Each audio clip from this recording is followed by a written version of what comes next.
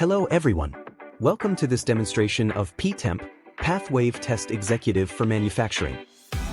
In this demo, we will show how to create a multi-threaded DUT test plan and explore the different execution modes available in PTEM. When you create a new test plan from the File menu, you will be prompted if you wanted the test plan to be multi-threaded. This is a one-time selection, and once the test plan is created, it cannot be changed later. If you cancel the prompt, a non-multi-threaded test plan will be created for you. So let's go with multi-threaded for this demo. After selecting multi-threading, you will notice additional options available in the interface. Here, you see the selected execution mode. You will also see a new Run All DUTs button. This button runs all DUTs in the test plan using the selected execution mode. There is also a drop-down list that allows you to select a specific DUT. When a DUT is selected, the test plan view updates to show that DUT. The standard Run Test Plan button is still available, but it now runs only the selected DUT. Next, let's add an instrument into our test plan. I have set up a benchtop multimeter, model 34465A, and connected it to the test system for this demo. We will need the instrument address of the DMM for the resource name entry. This can be obtained from the Keysight I/O library connection expert. Just copy and paste the address into the entry. Now that we have the DMM added, let's get it to do a frequency measurement test.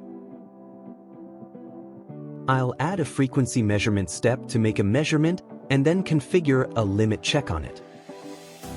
In this way, we can see the measurements printed on the output panel when the test step is executed. I'm going to use min-max as the limit type and then enter the limit values for the test. Now we've got the frequency test step ready. Next, let me insert a print step above this and configure it to print out the DUT number that is being tested. We can use the DUT name variable for this in the print message. Just remember to enclose all variables in braces. Now, we are ready to give the test plan a go. Clicking the Run Test Plan button runs the currently selected DUT. Since we currently have only one DUT in the test plan, the selection shows just DUT001. When the test executes, you can see the DUT name printed first, followed by the frequency measurement test result. Now let's try the Run All DUTs button. When I click on this button, notice a small blue window appears momentarily. This is PTEM loading the virtual test plan for the DUT. If we have multi-DUTs in the test plan, each of them will get its own virtual test plan to run independently. With just one DUT, there is no difference between Run All DUT and Run Test Plan buttons, as both of them runs the same virtual test plan of DUT1.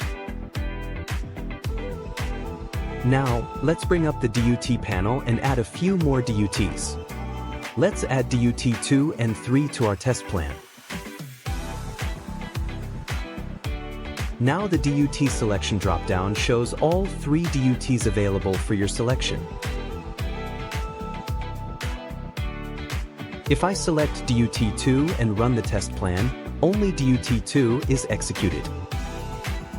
And selecting DUT 3 and running the test plan executes only DUT 3.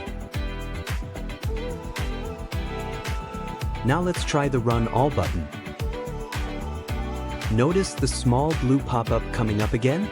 PTEM reloads the virtual test plans when test plan configuration is changed. Run All button executes the test plan according to the selected run mode. In sequential mode, PTEM runs DUT1 first, followed by DUT2 and then DUT3.